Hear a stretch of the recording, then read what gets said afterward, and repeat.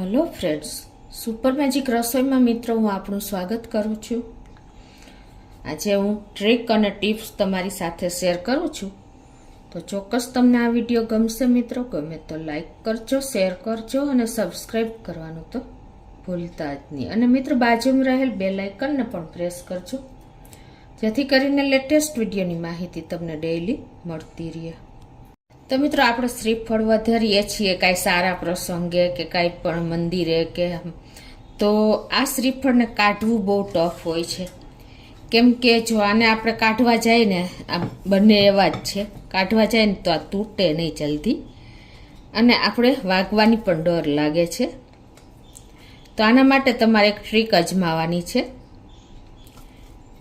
આવી રીતે તમે એકદમ હાર્ડ હોય છે તો તમારે શું કરવાનું છે કે આ રીતે તમારે ગેસ ઓન કરી અને શ્રીફળ જે તમારે કાઢવાનું હોય ને એને આવી રીતે શેકી લેવાનું છે મીડિયમ ફ્લેમ ઉપર।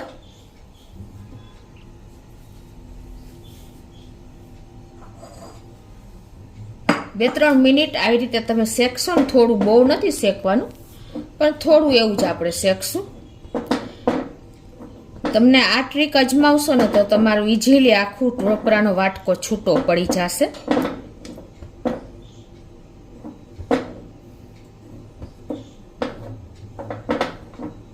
આપણે વધારે ગરમ પણ નથી કરવાનું।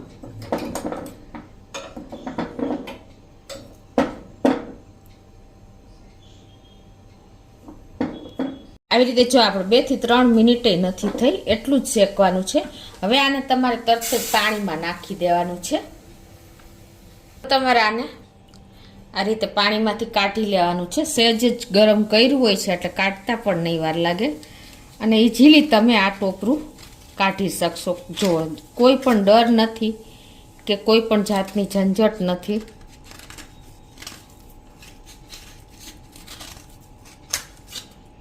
આખો વાટકો તમારો નીકળી ગયો, જો મિત્રો છે ને, જરા પણ ટાઈમ નથી લાગ્યો, ઇઝીલી તમારો વાટકો નીકળી જ ગયો। જો ખ્યાલ આવે છે?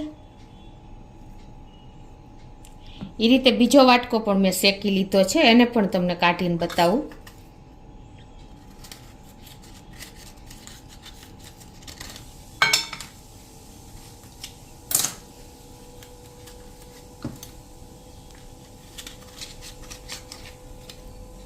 આવી રીતે તમને ડર પણ નહીં લાગે અને ઇઝીલી તમે ટોપરું, આ થોડીક વાટકો નાનો હતો એટલે મારે ઉપર ફ્લેમ અડી ગઈ છે, પણ જો ઇઝીલી આપણા વાટકા છૂટા પડી ગયા, બે આખા શ્રીફળના, જો છે ને। તો મિત્રો ઇઝીલી જો આપણે 2 વાટકા છૂટા પડી ગયા છે।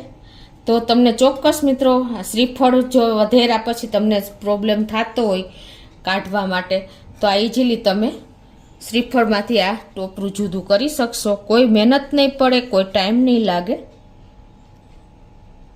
હવે મિત્રો બીજી ટ્રીક શેર કરું છું।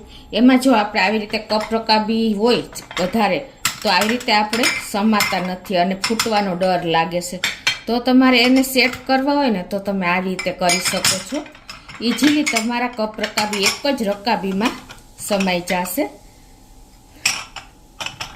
આવી રીતે એકની અંદર એક નાકું વહી જશે ને એટલે જો આ રીતે તમારા કપ રકાબી એક રકાબીની અંદર જ આવી જશે, એટલે તમને રાખવું પણ કમ્ફર્ટ પડશે, કોઈ પ્રોબ્લેમ નહીં આવે।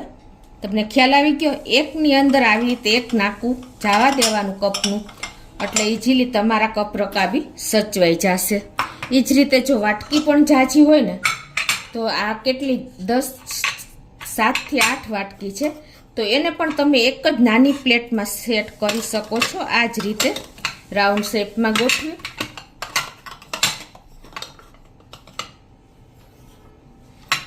આપણે આ વાટકીને છૂટી રાખી તો સમાતી નથી, કબાટમાં જગ્યા નથી હોતી, તો તમે ઇઝીલી આવી રીતે જો આવી રીતે રાખીને અને તમે નાની પ્લેટમાં ઇઝીલી તમે સેટ કરી શકો છો। તમારે કોઈ જગ્યા નહીં રોકે અને લાગશે પણ સરસ। જોયું તમે? કપ કે રકાબી કે વાટકી આ રીતે તમે સેટ કરીને સેટ કરશો ને કબાટમાં તો તમને ઈઝી પડશે બધી રીતે। હવે મિત્રો, જો આપણે જગ્યા ઘરમાં ઓછી હોય અને લોન્ડ્રી બાસ્કેટ આપણે હાજર રાખ્યું ના હોય ને, તો તમારે શું કરવાનું છે કે આવી રીતે કોઈ પણ તમારી પાસે તૂટેલી ચેર હોય કે ટેબલ હોય એ લઈ લેવાનું છે. આવી રીતે તમે યુઝ ન કરતા હો અને જો સેજે તમારે ઉપયોગમાં ન આવતું હોય ને, તો એને તમારે વેસ્ટમાંથી બેસ્ટ ઉપયોગ કરવાનો છે.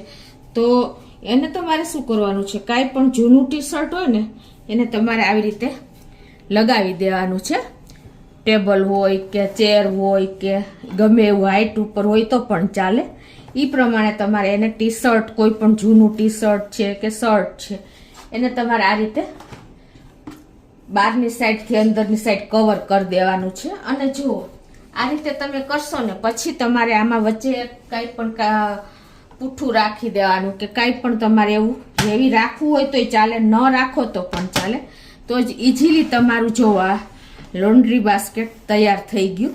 તમારે આપણે આમાં એકદમ સરસ એનો શેપ પણ આવી જશે અને કોઈ જોવાવાળાને પણ ખબર નહીં પડે કે આ શેમાંથી લોન્ડ્રી બાસ્કેટ તૈયાર થયું છે.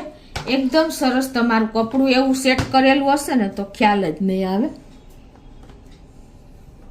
હવે મિત્રો, હું તમારી સાથે નવી ટ્રીક શેર કરું છું.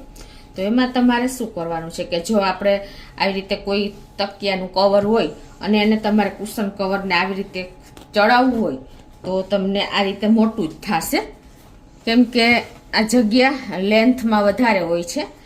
આવી રીતે તમે ચડાવી દેશો ને તો જો આટલી બધી કવર વધે છે. તો તમારે શું કરવાનું છે કે આને પરફેક્ટ કરવા માટે તમારે આ કવરને ઊંધું કરી નાખવાનું છે. પહેલાં તો જે તકિયાનું કવર છે ને એને તમારે આ રીતે ઊંધું કરી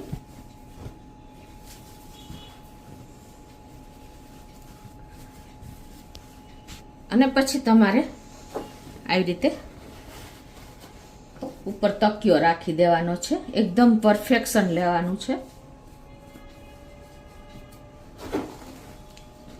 જો આટલું બધું કવર વધે છે તો તમારે શું કરવાનું છે કે આવી રીતે તકિયો રાખીને અને પછી તમારે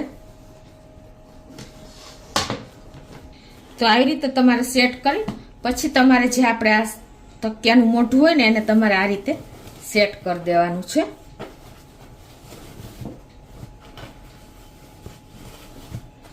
અને પછી તમારે આ રીતે ચડાવી અને પછી તમારે અંદરની સાઈડથી આ રીતે લઈ લેવાનું છે તકિયો જ.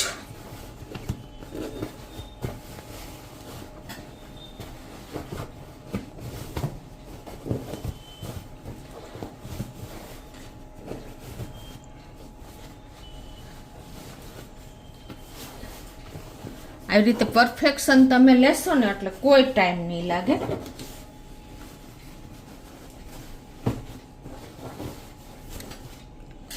જો મિત્રો, આપણું તકિયાનું કવર એકદમ સરસ રેડી થઈ ગયું છે. તમને ખ્યાલ પણ નહીં આવે કે આ કયું કવર છે, ઓશિકાનું છે કે આપણે કુશન કવર છે. એટલું પરફેક્શન આવી ગયું છે. આ રીતે પડ્યું હશે ને તો પણ તમને ખ્યાલ નહીં આવે. તો તમે આ રીતે જો તમારા તકિયાના કવર એટલે કે પીલો કવર તમારે મોટા હોય ને તો તમે કુશન કવર તરીકે પણ એનો ઉપયોગ કરી શકો છો. તો ચોક્કસ મિત્રો, તમને આ બધી જ ટ્રીક ઉપયોગી થશે. ગમે તો લાઈક કરજો, શેર કરજો અને સબસ્ક્રાઈબ કરવાનું તો ભૂલતા જ નહીં.